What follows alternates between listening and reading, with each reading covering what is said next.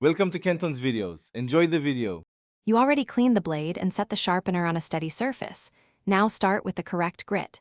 Insert the knife heel first into the chosen slot at a neutral angle and apply light, even pressure. You want control, not force. Pull the blade smoothly through toward you in one continuous motion, keeping contact through the entire edge.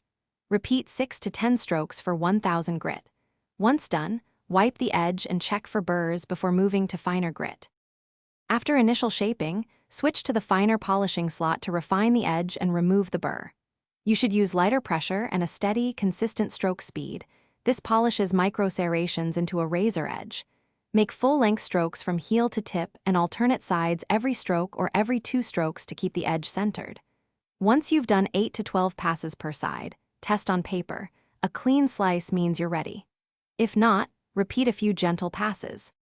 To finish, thoroughly clean both blade and sharpener to remove metal particles and prevent contamination.